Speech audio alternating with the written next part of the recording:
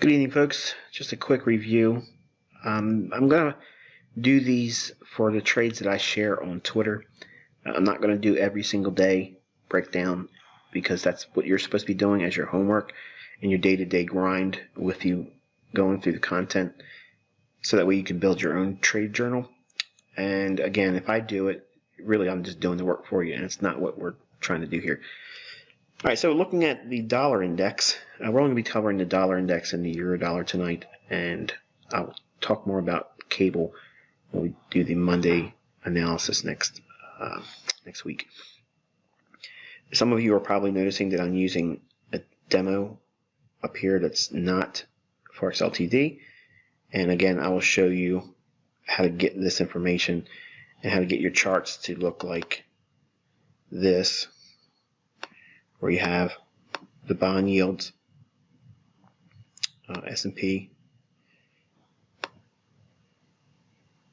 and then you can obviously have Bitcoin too down here.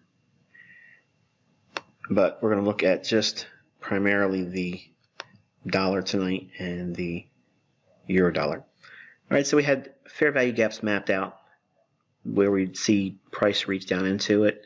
It did that. I mentioned that we probably would not sweep this low here on this day. We did not do that. We trade down into a propulsion candle. Let me zoom in on that. I'll show you what that is. You'll learn what they are in the mentorship. All right, so we have this down close candle right in here. Let me zoom in one more scale so that way you can see a little bit better.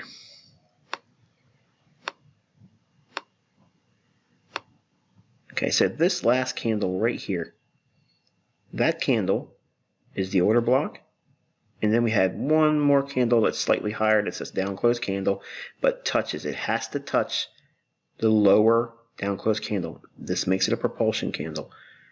This down close candle's high is 95.66.5. This candle's low is 95.66.5. Perfect. Okay, so we have the middle of this candle is kind of like the line in the sand, but we're going to use this as our measure of future accumulation. It trades down to it here on the 23rd of January, hits it, bounces off a little bit, trades right back up into the fair value gap as a resistance, comes back down, picks up another order here. This same measure of price delivery, watch, here we go, same thing. Down close candle before the up move. We have a down close candle. Its high and its open is the same price, 95.72.0. The low comes in at 95.72.0. Perfect price delivery. Not supply and demand, not hokey stuff that you find in retail books. Perfect interbank price delivery. So IPTA's doing its job in here. Same thing. We want to expect to see price find support here at this. Now this is another propulsion candle. Price trades down into it here. Another lift in price. So we're seeing institutional order flow come in here. The hallmarks, if you will, the signatures, that this is a bullish run for the dollar. The high on this series of down close candles here, because all three of them makes the order block, the high comes in at 95.785. The low on this candle comes in at 95785. Again, perfect delivery of price. No deviation, no muddiness in price delivery, exactly as you would expect IPTA to do. Price sends it higher here, clears some buy stop and buy side liquidity, rejects, trades softer. Comes back in, fills in inefficiency. This is a sell side imbalance, buy side inefficiency. Comes up, fills that in, sells off. Bearish order block, trades to it, aggressive run, equal lows, sell side liquidity is targeted, and ultimately ran the liquidity here. Small little imbalance right in here, still due probably next week. We have this one in here that'll probably look to be filled next week as well, and then we have a breaker. It's right over top of this as well. So we have a confluence of several things around that 95.20 level or thereabouts. So that's what we're looking to see if dollar wants to reach down into. Now moving on over to euro dollar. Euro today, I gave you guys a Twitter example of using a little bit higher advanced form of what you learn in the mentorship. So I'll give you some basics in here. Charter members will get the full breakdown. I understand the new members are, oh, it's not fair. No, it's fair. You just joined. So we have this down move here. We have a low right in here where I was taking profits. Let me go into a 15-minute time frame. It'll be a little bit cleaner, and then we'll come back out, and these notations will be a lot more easier to understand. So I was selling short in here with the expectation that we'd see a run lower. And I mentioned initially that we would go into this low right here. Okay, the low coming at 113.087. Okay, go back and watch the video. 113.087. That was the low I was interested in on the day I was shorting here on 24th yesterday. So we have back to a 15-minute time frame. I was shorting in there with the expectation that we'd trade down into that. So again, the level, I'll just throw it in the chart real quick. 113.087 was the old daily low. That's what it traded down into. You can see I was getting out right as it was approaching that hit. So admittedly, I thought I was going to get it on a run, but it didn't do it. But nonetheless, everything was explained to you in the video beforehand. So watch the very, very beginning of that video, and you'll see me note that. I said that we would probably trade down to the 113 big figure, but we'll work with this. Later on, in the same day, we traded beyond it and went below that. Now watch what happens. It's the same thing I just described. We look for institutional order flow to come in to support buying. Obviously, we have inefficiencies here. We have some inefficiencies here, but largely we have this huge liquidity pool resting right there. Big, big, big, big retail candy land. So we have the down close candle here. Price moves out of that, makes this a bullish order block. Price trades down into the order block right here, hits it, starts to rally through it. We have another down close candle in this retracement. Does price return back to this one and offer support? It does it here. And then it does it again here. Price rallies away. So price has another run higher, comes back, fills in some inefficiency in here, consolidates a little bit more, rallies away, bullish order block, mean threshold, rallies away. In this price action here, I really wasn't interested in anything over here. What I was waiting for is what you saw today on the New York Open. I shared with you basically the let me go back to the hourly chart now. We have the equal highs, relative equal highs here, okay, and then I had noted the equal highs over here. Over time, your eye is going to do this, and this is the easiest level of ICT content that you can get, and I teach it that way and first because it's easy. Your eye is going to go to where those little clean levels are in the chart. That's exactly where retail traders are going to think resistance resides and or support resides if it's on equal lows. We had basically a consolidation week, and then we had a run down into a key level, the daily. So all of the interbank orders are going to be really pooling, okay, or building or congregating around that old low in the form of sell stops, in the form of new breakout shorts and or smart money accumulation, where they're going to be looking to buy below that. So did price spend a lot of time down there? No, it did not. It's just a couple hours, and then ultimately made a run to go for the equal highs here and clear up all this. Now this is actually a weekly template that you'll learn in the mentorship. I'm not going to cover here. Charter members know what that is, and those individuals that have gone to that level in the mentorship. But this weekly template, while it was not important for me to get inside of the middle of the move, I don't care about that. You don't need that, and hopefully you've learned that this week. That number one, losses. I showed you with the other account before Forex LTT went on the fritz. I showed you how we could go in, do a trade, and mitigate that trade if it was a loss to show there was no reason to be worrying about anything. And obviously Forex Ltd is apparently quit. I don't know what's going on. Everyone that has Forex Ltd demo account, you all know that I'm not switching because I lost money or I blew the demo account. You guys seen what I've done with it.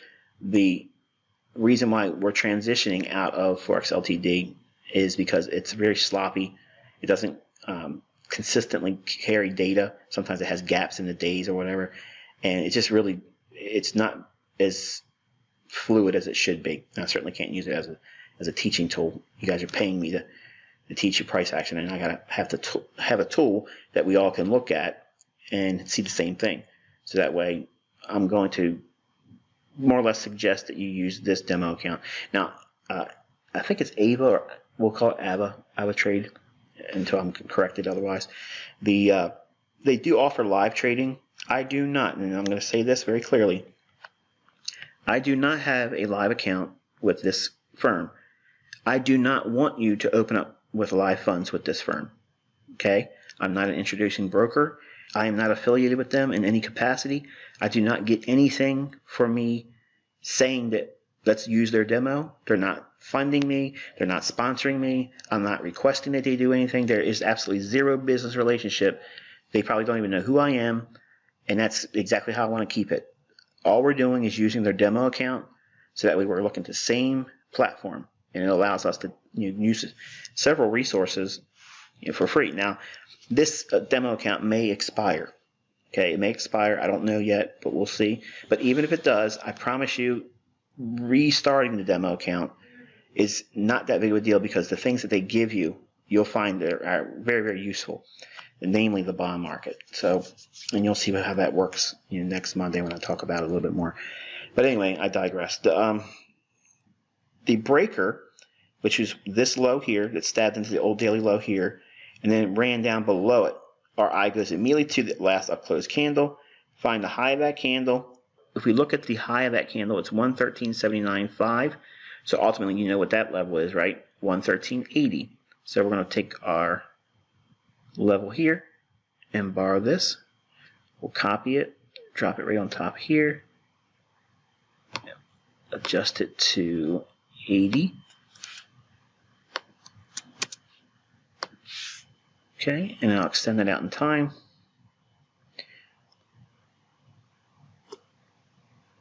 All right, so now what I'm going to do is also extend this out a little bit, because you will be able to see it on the lower time frame when I drop down to a 15 and 5.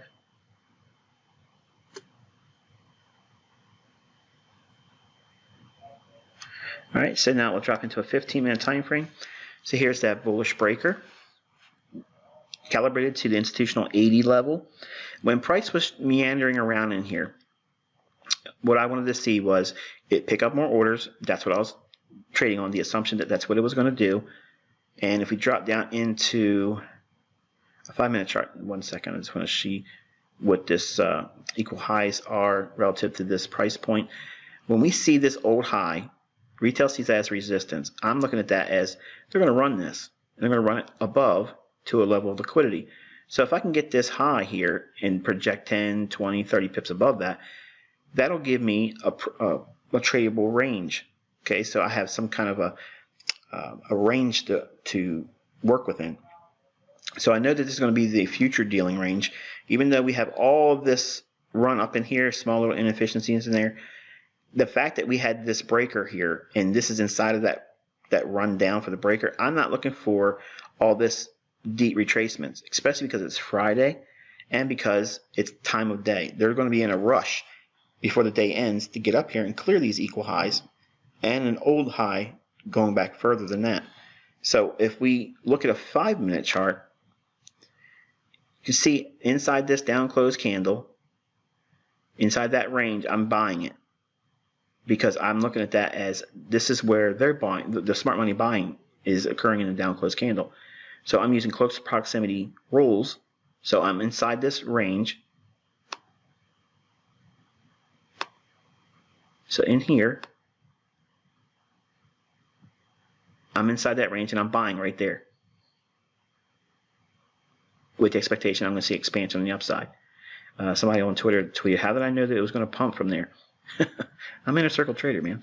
I knew these things. So if we know that the price move down here, okay, if this price move is more or less where the last bit of energy came from, even though it starts back here, if we take this low up to where we anticipate price reaching up into, and I was looking for 114.15, which would be a run above this old high back here.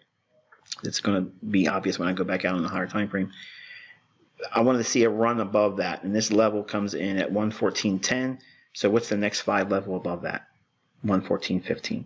Okay, that's the reason why I like to go with that level. And if that's the case, if we are looking at a low up to 114.15, that would be right. I think if I use one of these candles to get that open, 115.9. So I'll go down below that a little bit, and that'll be as close as I can get it by eyeballing it. So I'm going to spend too much time worrying with it like that. Okay, so we have the 50% level here. So essentially that's where we traded to, an approximate equilibrium relative to what I anticipate. Now I'm using the fib on a level that is analysis based. Okay, so this is an implied range. The range is not, all this price action hasn't happened yet. Only this to that low has. So I'm looking at this as a potential midpoint, or more like a measured move type effect. So I want to be buying inside the range that's been a down close candle earlier. On the 5-minute chart is what I used. You probably can't see it on the recording because it's sped up so fast, but nonetheless, that's what I did. I looked at the price action on a 5-minute chart, and then that was my entry, and I was looking for it to run to 114.15. I knew that the likelihood of price wanting to come back down to the lower end of this range that late in the day with the stops unprobed, not likely. So I was working with a measure of probability and time of day. So Power 3 dictated that this should see a continuation and very, very shallow, if any, retracements.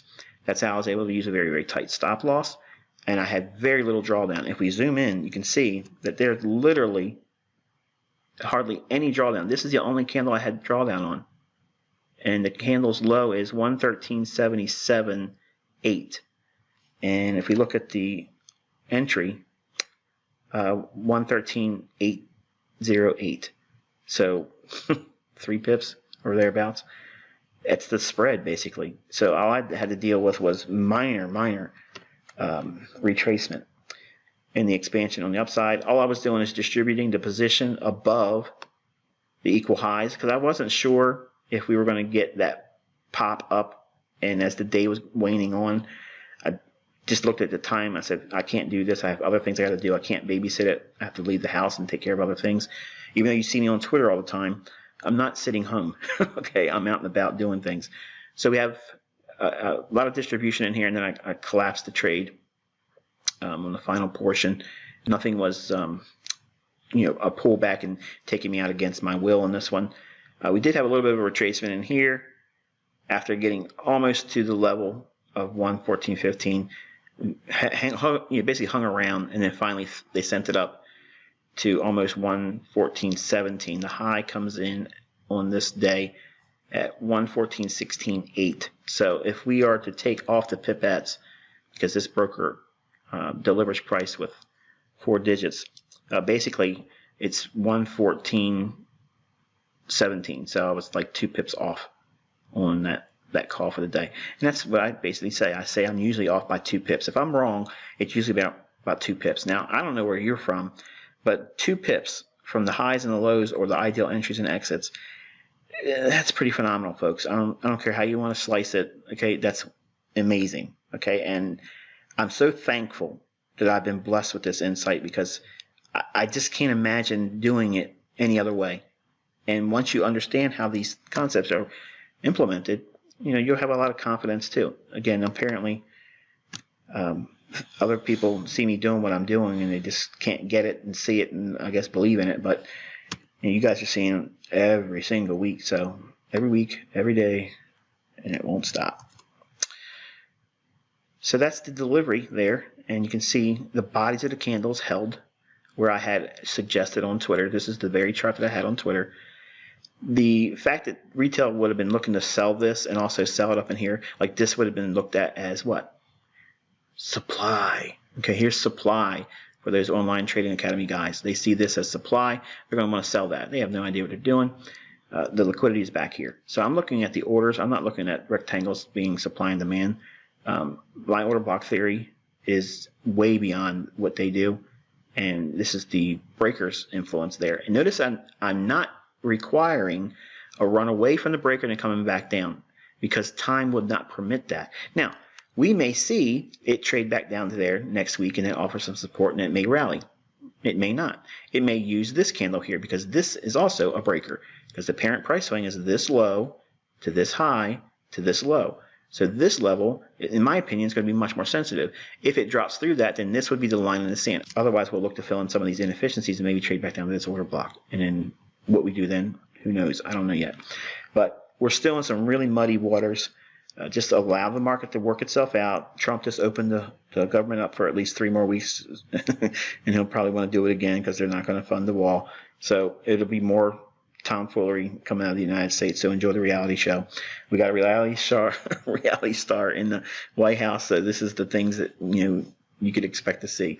It's entertaining, but it's unfortunate as well. But nonetheless, this is what we have to work with. Tools are still speaking to us.